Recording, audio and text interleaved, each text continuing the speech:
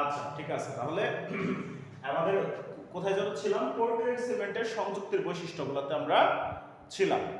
দেখো বলতেছে তুমি খুব পরিষ্কার সিমেন্ট চাও বাসা বানানোর জন্য, খুব ভালো কথা। তাহলে আয়রন অক্সাইড যুক্ত সিমেন্ট গিয়ে চাইবা, ওখানে গিয়ে দেখবা যে স্ট্রাকচারে তোমার ওই সিমেন্টের গায়ে এই উপাদানটা আছে কিনা লেখা। যদি থাকে তাহলে এটার দাম আবার একটু বেশি দিতে হবে স্যার। এখন যদি গিয়ে প্রশ্ন করো এত বড় সাহস, কেন এত দাম দেবো কেন, তাহলে তো বিপদ। না বুঝে উল্টাপাল্টা প্রশ্ন করলে মায়ের একটা মনে করো যে মাটিতে আর পড়বে না। যদি মায়ের নাও খাই তাহলে লজ্জা নিশ্চিত পাইতে হবে। কারণটা কি? আচ্ছা, তখন দোকানদার আমাদের বলবে এই যে দেখেন এই সিমেন্টের প্রোডাকশন কস্ট হচ্ছে বেশি স্যার বা ম্যাম। কারণটা কি? এই সিমেন্টের তাপ জারণ অনেক বেশি, অনেক বেশি। এটার মানে হচ্ছে আয়রন অক্সাইডটাকে জারিত করতে নরমাল সিমেন্টে যতটুকু তাপমাত্রার প্রয়োজন হয়, তাপ দিতে হয়, তার চাইতে অনেক বেশি পরিমাণ কি করতে হয়, তাপ দিতে হয় এই সিমেন্টের ক্ষেত্রে। তাহলে ইন্ডাস্ট্রিতে যেহেতু অনেক বেশি তাপ দিতে হয়, তাহলে প্রোডাকশন কস্ট এমনিতেই বেড়ে যাবে। তার মানে সিমেন্টের মূল্যমানও কি হবে, বেড়ে যাবে। বুঝতে পারছেন? একটু আমরা যদি দেখি যে তাপ জারণটা কিভাবে হয়, এই যে দেখেন তাপ জারণ। জারণ মানে কি স্যার? জারণ মানে হচ্ছে ইলেকট্রন দান। তার মানে প্রথমে এই যে দেখেন আপনার মানে এরকম হয়, ফেরাস আয়নটা ইলেকট্রন ছেড়ে দিয়ে সে কি হয়, ফেরিক আয়নে পরিণত হয়। এটাই হচ্ছে আমার তাপ জারণের মূল ফর্মুলা। আর এটা করতে গিয়ে আমার কি হয়, প্রচুর পরিমাণ তাপ তারা শুষে নেয়।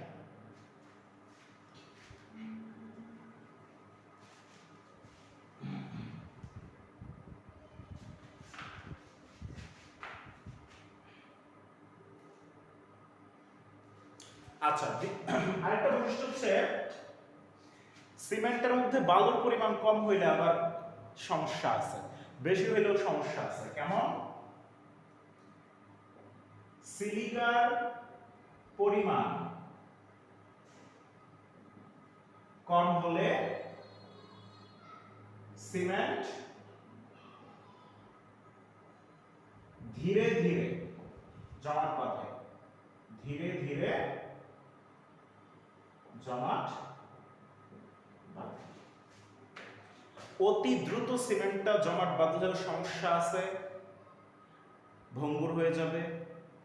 আর ধীরে ধীরে জমাট বাঁধলেও সমস্যা আছে। তার মানে একটা নির্দিষ্ট রেঞ্জে সিলিকা কি করতে হবে, বেশিও মেশানো যাবে না, আবার অল্প মেশানো যাবে না।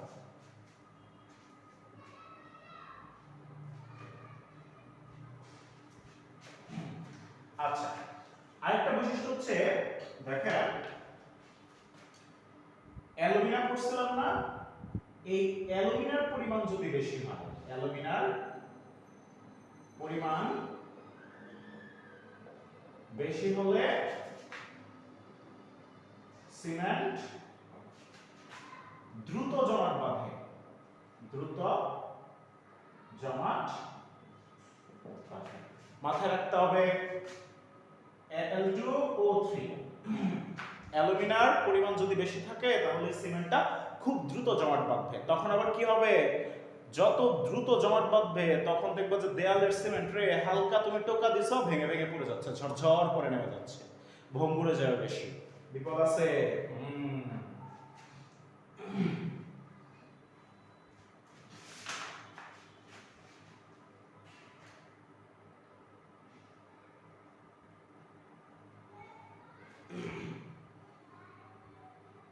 আচ্ছা, এবার আসেন মূল উপাদান,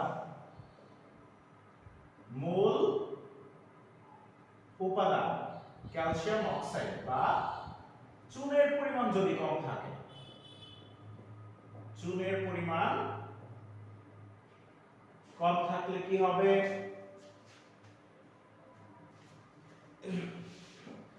সিমেন্ট খুব দ্রুত জমাট বাঁধবে, সিমেন্ট খুব দ্রুত কি হয়, জমাট বাঁধে, জমাট বাঁধে। খুব সমস্যা। চুনের পরিমাণ কমাই দিব, দেখবা যে সিমেন্ট প্লাস্টার করা মাত্রই দেয়ালে শক্ত হয়ে গেছে, কিন্তু হাতুড়ি দিয়ে টস করে এটা বাড়ি দিবা, সব পড়ে যাবে। বিপদ। আবার বেশি হইলেও বিপদ আছে। কিরকম বিপদ আছে?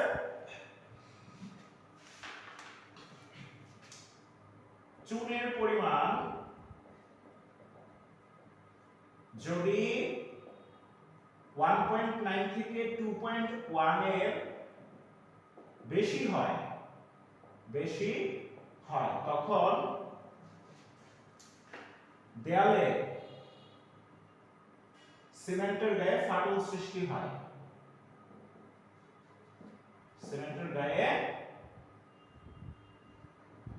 কি হয়? ফাটল সৃষ্টি হয়। বুঝা গেছে? তার মানে কমও দেওয়া যাবে না কোনো কিছু, বেশিও দেওয়া যাবে না। বুঝে শুনে। সিমেন্ট উৎপাদনটা কিন্তু খুব সেনসিটিভ। কাচের ক্ষেত্রে শীতলীকরণ যেমন সেনসিটিভ, আর সিমেন্টের ক্ষেত্রে উপাদানের সংযুক্তিটা হচ্ছে খুব সেনসিটিভ।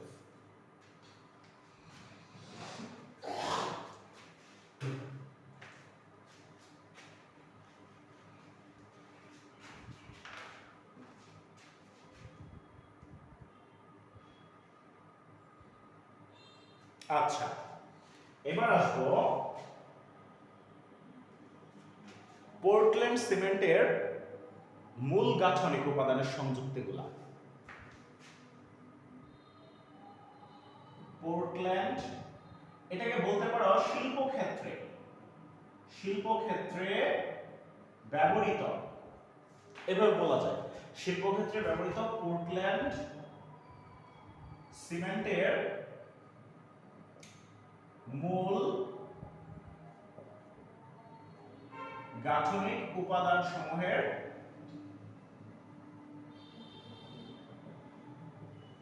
সংযুক্তি কেমন হতে পারে? ঠিক আছে, প্রথম কথা হচ্ছে প্রধানতম উপাদান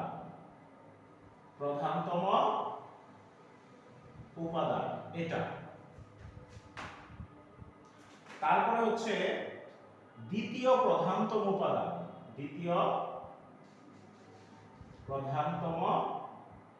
ধরো উপাদান আসলো। ঠিক আছে, ধরো তৃতীয় প্রধানতম উপাদান আসলো।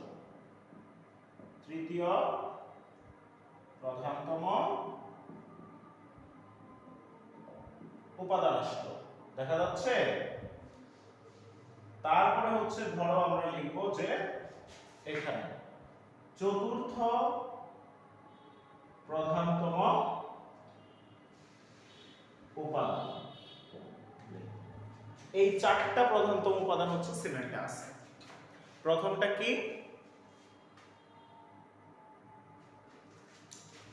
বলতেছে? Try calcium silicate.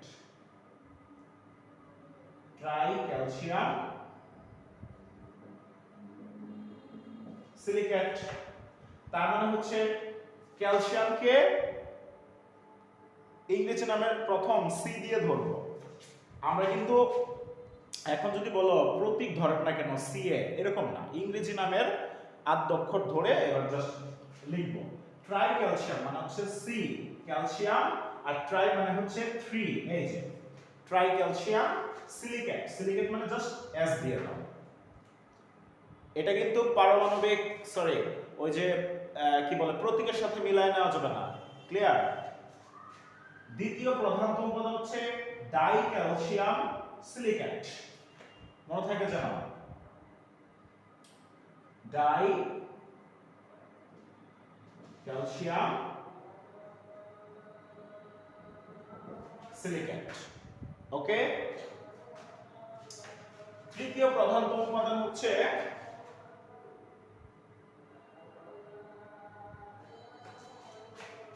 দেখেন নামগুলো, try calcium aluminate. Try calcium aluminate কিরকম হতে পারে?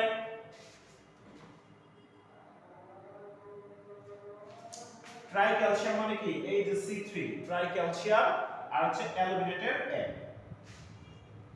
ওকে মুছে দিলাম।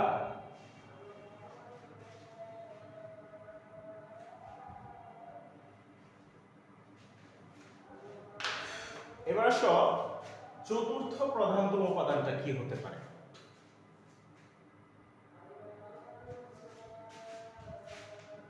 Tetra calcium অ্যালুমিনো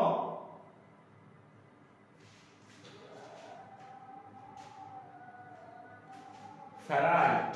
অ্যালুমিনো ferrite. টেট্রা মানে কি 4, ক্যালসিয়াম মানে কি C, তার মানে ধরো টেট্রা ক্যালসিয়াম C4, তারপর হচ্ছে অ্যালুমিনো ধরো A, আর হচ্ছে তুমি যদি ফেরাইট দিয়ে দিতে চাও তাহলে কি করতে হবে F দিয়ে দিতে হবে। এগুলো হচ্ছে বাণিজ্যিক কৌশল আর কি। আমি বারবার বলতেছি এগুলো প্রত্যেকের সাথে মেলায় নেবেন না, তাহলে প্যাচ লাগবে। অ্যালুমিনিয়াম মানে Al, আমরা দিছি A, বিপদ, ভয়াবহ বিপদ। ক্যালসিয়াম মানে C, আমরা দিয়ে দিছি C, কার্বন ভাববেন না, তাহলে আরেক যন্ত্রণা। ঠিক আছে,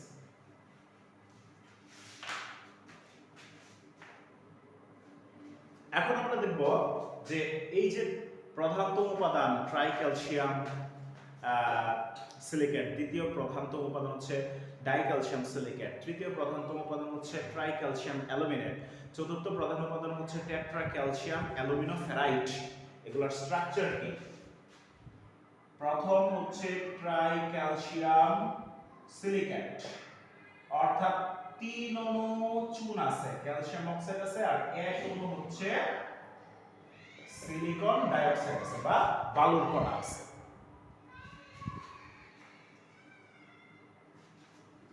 মনে থাকবে এই উপাদানটা হচ্ছে আমার কতটুকু থাকে? আচ্ছা, বিদ্যমান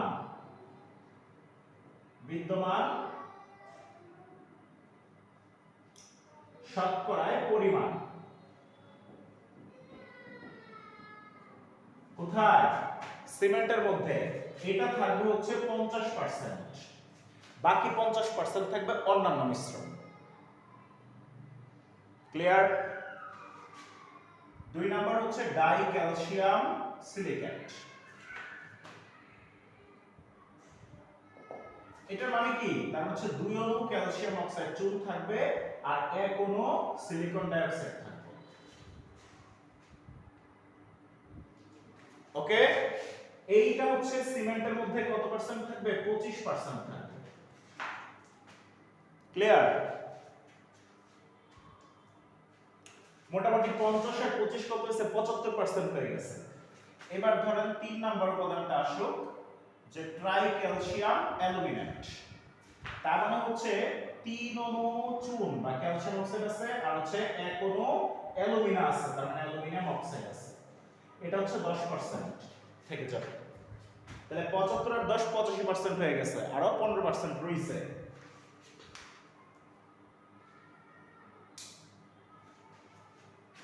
ঠিক আছে, একটু আচ্ছা নিচের দিক দিয়ে দেখা যাবে মনে হয়। 4 নাম্বার হইছে আমাদের কি করতে হবে? যে টেট্রা ক্যালসিয়াম অ্যালুমিনো ফেরাইট আছে, এটা আছে না, টেসই লেগে যাবে।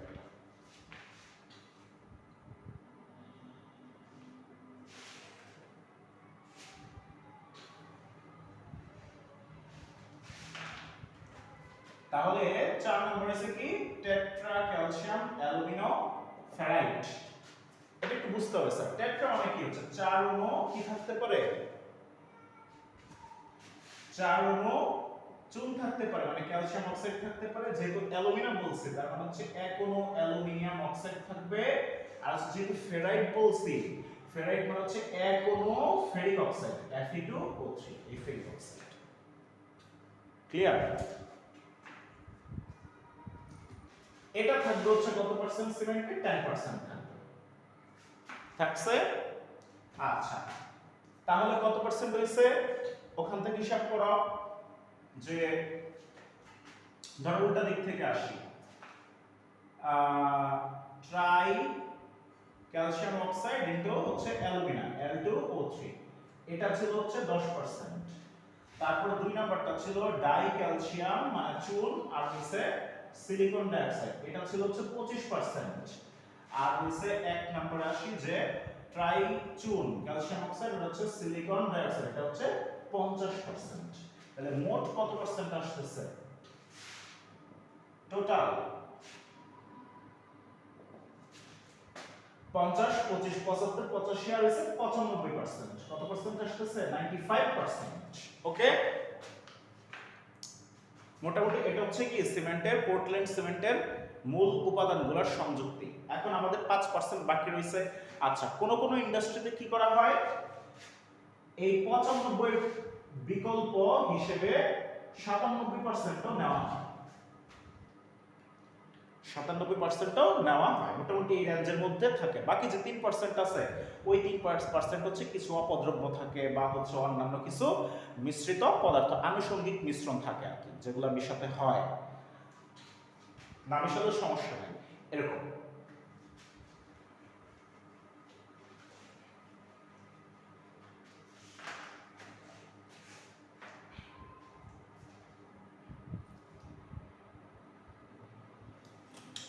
মজার ব্যাপার হয়েছে ওই যে বলছিলাম না 3% কি কিছু আনুষঙ্গিক মিশ্রণ মেশায়, যেগুলো মেশালেও হয় না মেশালেও হয়, ভুল বলছি।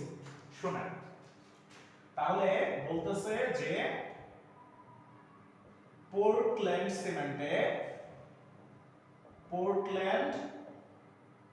সিমেন্টে কি থাকে, মূল মিশ্রণ থাকে হচ্ছে 95 থেকে 97%। এটা হচ্ছে মূল মিশ্রণ।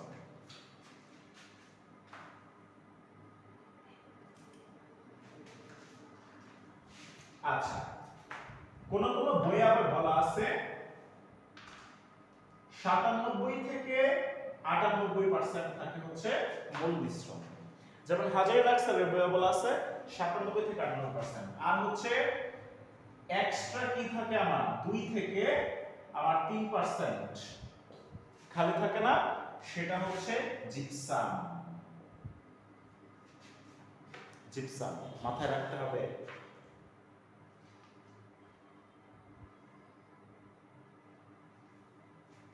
জিপসামটা কি?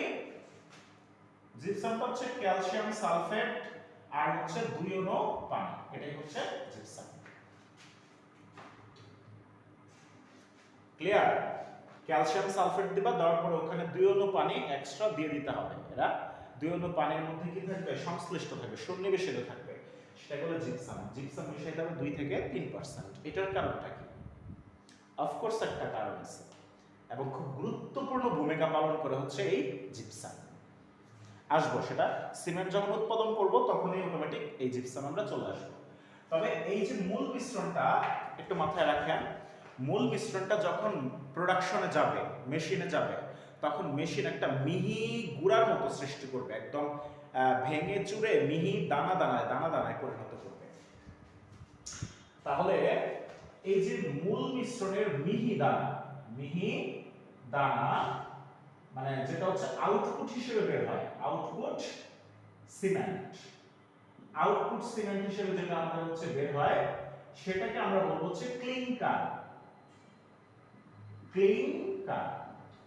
মাথায় রাখতে হবে, খুব ঠান্ডা মাথায় বুঝতে হবে। তাহলে ইন্ডাস্ট্রিতে এই যে সিমেন্টের মূল মিশ্রণের যে মিহি দানাগুলা আউটপুট হিসেবে বের হয়ে আসে, সেটা হচ্ছে আমরা বলবো ক্লিংকার। এরপরে ক্লিংকার আমরা করবো কি, এই 2 থেকে 3% জিপসাম মিশাই দেব। কেন মিশাই দেব সেটা পরে বলবো, আপাতত এতটুকু মাথায় রাখি।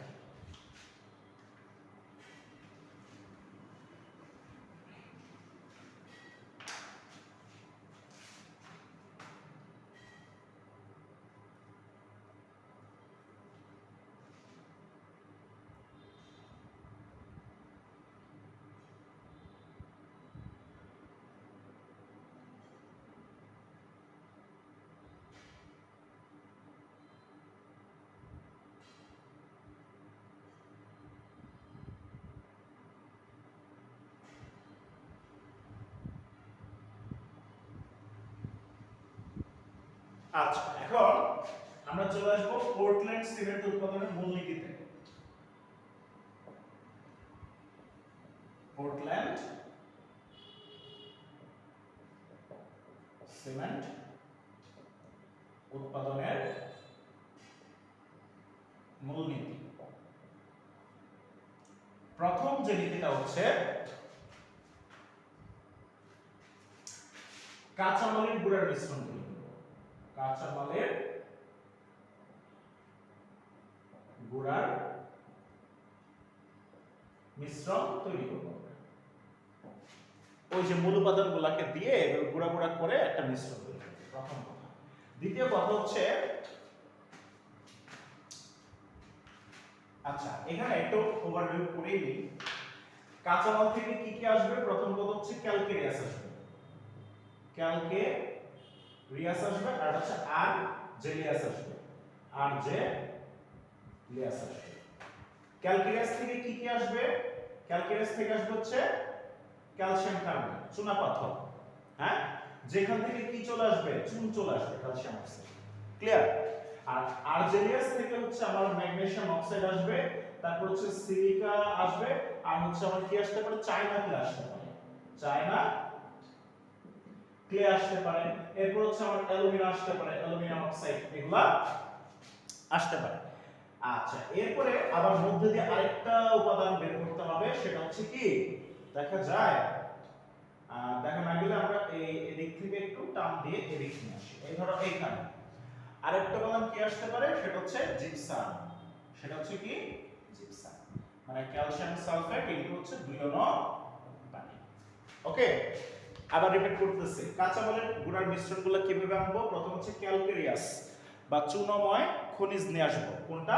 চুনা পাথর নিব, নিয়ে এখান থেকে চুন নিয়ে আসবো। আচ্ছা, এরপরে আরজেলিয়াস মানে মৃন্ময় জাতীয় খনিজ নিব, ওখান থেকে ম্যাগনেসিয়াম অক্সাইড নিব, সিলিকন ডাইঅক্সাইড নিব, বালু নিব, চায়না ক্লে নিব, এরপর হচ্ছে অ্যালুমিনিয়াম নিব, দিলাম। আরেকটা হচ্ছে কি করব? একদম টোটালি আলাদা করে এখান থেকে আমরা কি নিব? জিপসাম নিব, মানে ক্যালসিয়াম সালফেট ইনটু 2 অনু পানি। এরপর এগুলাকে আলাদা আলাদা ভাবে গুঁড়া করব, গুঁড়া করে সুন্দর করে মিশ্রণ করব। এই মিশ্রণটা তৈরি, এটা হচ্ছে আমাদের প্রথম ধাপ।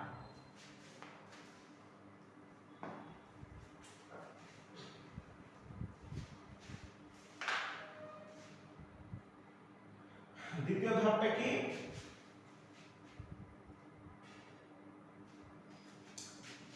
ভস্মীকরণ প্রক্রিয়ায়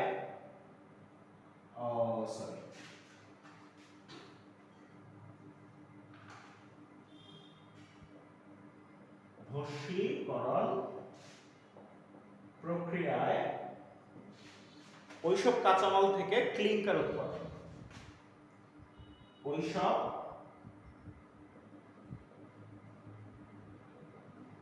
কাঁচামালের মিশ্রণ থেকে ক্লিংকার উৎপাদন।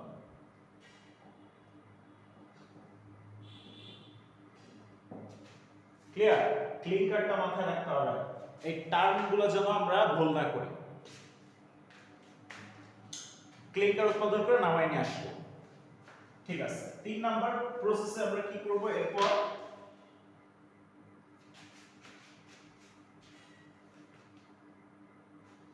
আচ্ছা, ক্লিংকারের মিহিচূর্ণ,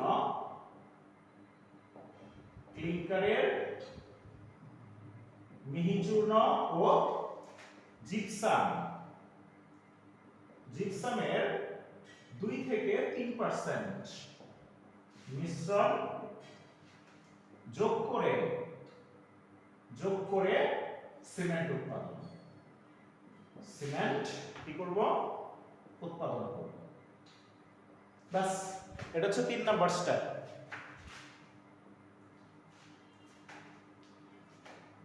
ক্লিয়ার? ওগুলা তো 1 2 3 লিখে নাই, আমরা বুঝে নিব। হ্যাঁ, এটা হচ্ছে তৃতীয় স্টেপ, এটা হচ্ছে তৃতীয় ধাপ, আর এটা হচ্ছে চতুর্থ ধাপ বা শেষ ধাপও বলা যায়।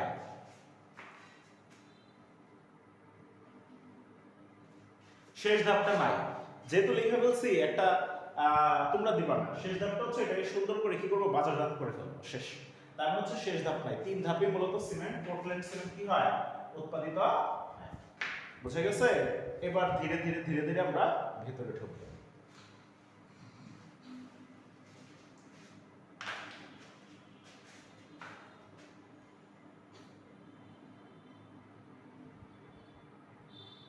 আচ্ছা, এবার প্রথম ধাপটা হচ্ছে কি কাঁচামালের গুঁড়ার মিশ্রণ তৈরি করব নাকি? এটা একটা দুইটা পদ্ধতি আছে।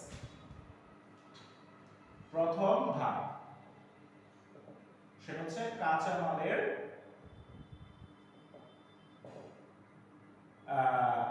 গুঁড়া মিশ্রণ তৈরি। গুঁড়া মিশ্রণ তৈরি, এটা দুইটা ধাপ, একটা দুইটা পদ্ধতি আছে, একটা হচ্ছে শুষ্ক পদ্ধতি, শুষ্ক পদ্ধতি, আর একটা হচ্ছে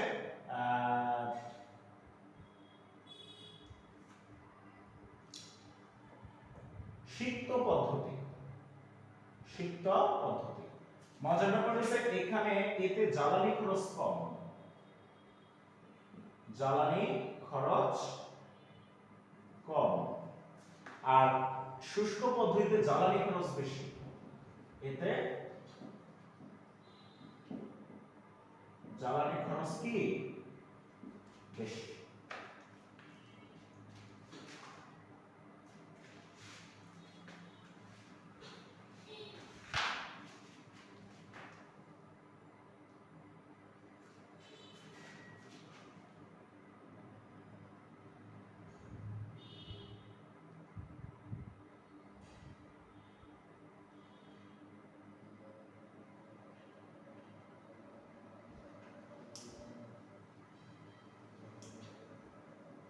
আচ্ছা, একটু মাথায় রাখতে হবে, ভালো ভালো কিছু যন্ত্রাংশের নাম আছে। সিক্ত পদ্ধতি, সিক্ত পদ্ধতি দেখো একটু বক্স আকারে দেখো, কাঁচামালগুলোকে তুমি নিছো, এই কাঁচামালগুলোকে তুমি এখন এটাকে বলে যে আবর্তক গুঁড়া যন্ত্রে নিবা। আবর্তক গুঁড়া যন্ত্রে নিবা। এটা কেমন হতে পারে? গাইরেটরি ক্রাশার, CRUSHER, এই যন্ত্রে তুমি হচ্ছে দিবা। ইউটিউবে সার্চ দিবা আবর্তক গুঁড়া যন্ত্র, তাহলে দেখবা সুন্দর করে মেশিনটা চলে আসছে। ওখানে এভাবে মেশিনটা নাড়াচাড়া করে, এভাবে নাড়াচাড়া করে, আর হচ্ছে সাইড দিয়ে গুঁড়া গুঁড়া হয়ে নেমে যায়। নিলা নেওয়ার পরে কি করবা?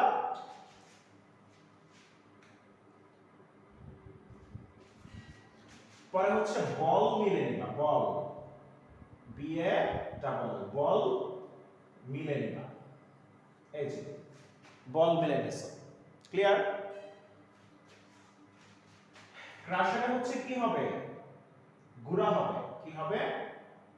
গুঁড়া হবে। আর বল নিলে পরে কি হবে? তোমার হচ্ছে মিহি দানা হবে। কি হবে? মিহি দানায় পরিণত হবে। ঠিক আছে?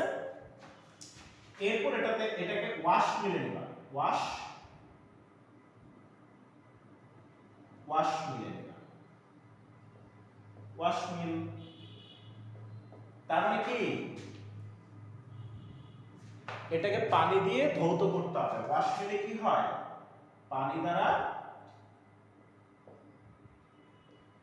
ধৌত করা হয়। ক্লিয়ার?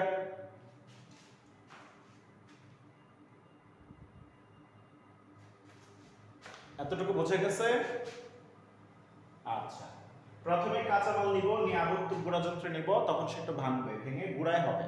তারপর একটা বল মিলে নিব, ইউটিউবে দেখবো বল মিলস, ছবি চলে আসবে, কিভাবে করে সেটাও চলে আসবে। মিহি দানায় পরিণত হবে। এবার এটাকে অপ্রয়োজনীয় পদার্থ এখান থেকে কি করতে হবে? দূর করতে হবে। তার মানে এটাকে আমরা ওয়াশ মিলে নিব, নিয়ে পানি দিয়ে ধৌত করব। তাহলে অপ্রয়োজনীয় পদার্থগুলো মিহি দানাগুলো থেকে কি হবে? সরে যাবে।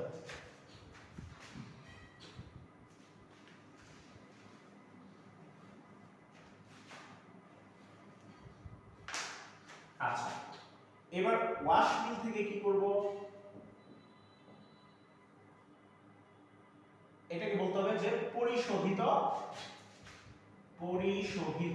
সিমেন্টের সিমেন্টের মিহি দানা, মিহি দানা এটা চলে আসবে। এবার এটাকে আমরা ওয়াশ মিল থেকে আমরা হচ্ছে এখানে কি যোগ করব, যে মিহি দানা তো এখানে আসবেই, প্লাস এখানে আমরা যোগ করব চায়না ক্লে। চায়না ক্লে বুঝে গেছে?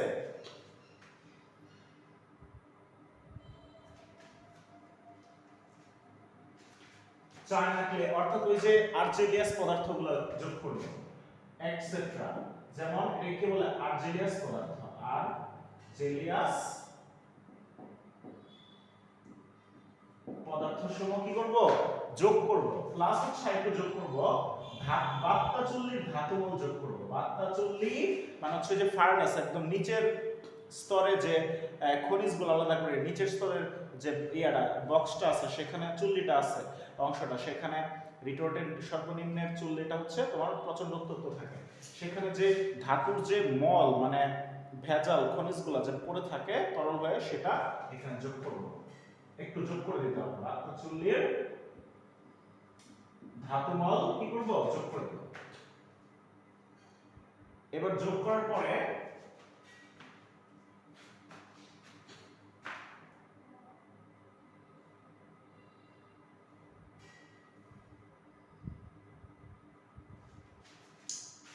এবার এটাকে কি করব ঠান্ডা করব। এবার এটাকে কি করব ঠান্ডা করব অথবা কি শীতলীকরণ, শীতলীকরণ করব।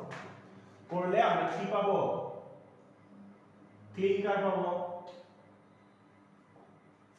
পাবো না ক্লিনকার একদম মিহি দানা।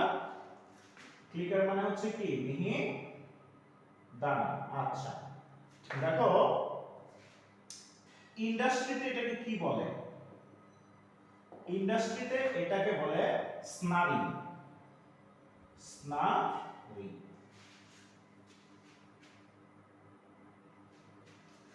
সরি স্নারি না স্লারি, স্লারি এটা বলে SLURY স্লারি। ক্লিয়ার? যে ক্লিনকারটা তৈরি হবে সেটা হচ্ছে শিল্প কারখানায় কি বলা হয় তাকে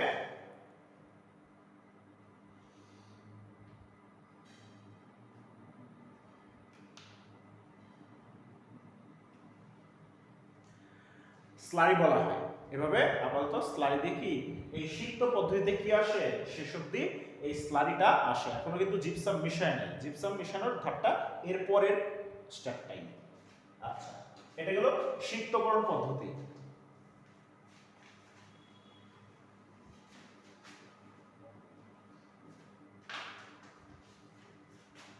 এখন আমরা একটু দেখব শুষ্ককরণ পদ্ধতি। শুষ্ককরণ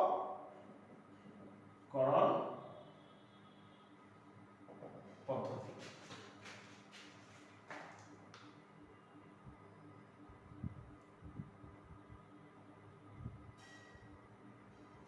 আমরা পড়ছিলাম যে সেম ঘটনা মানে কাঁচামালগুলো আমরা কি নিব,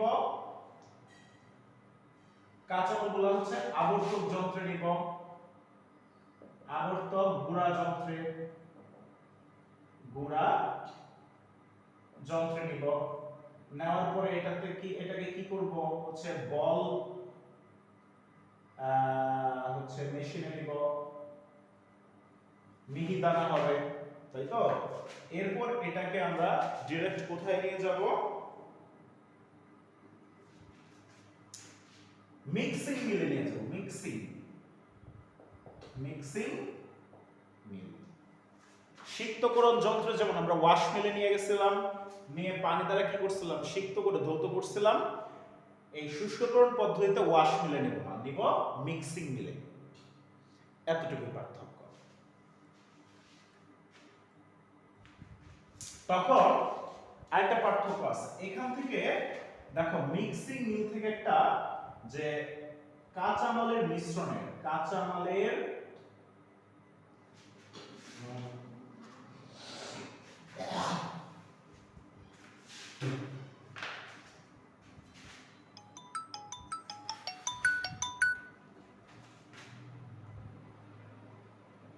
মিক্সিং মিল থেকে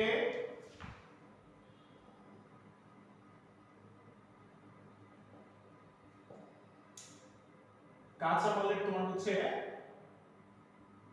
মিহি যে দানাগুলো পাওয়া যায় সেটাকে বলে র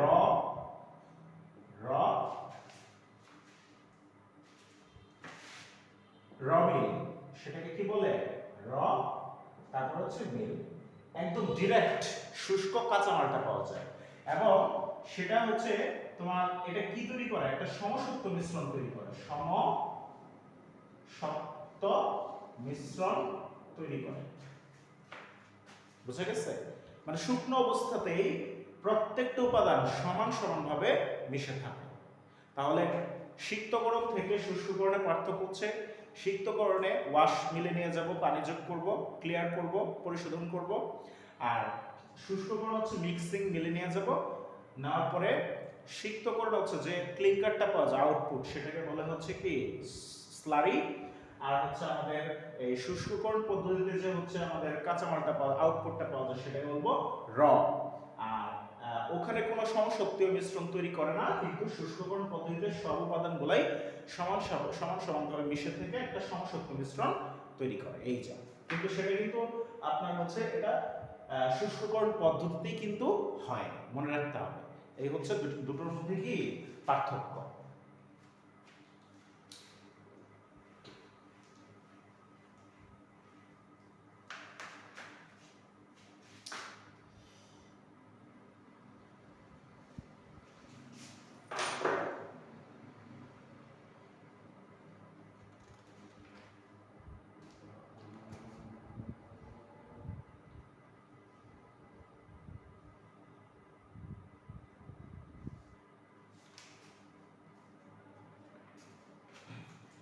ঠিক আছে, আজকে মোটামুটি এই পর্যন্তই থাকলো। পরবর্তী ক্লাসে সিমেন্টের উৎপাদন আমরা সম্পূর্ণটা কি করব, আমরা শেষ করে দেব। ঠিক আছে, ততক্ষণ পর্যন্ত সবাই ভালো থাকবা, সুস্থ থাকবা। ঠিক আছে, এই শুভকামনায় আজকে এই পর্যন্তই, বিদায়।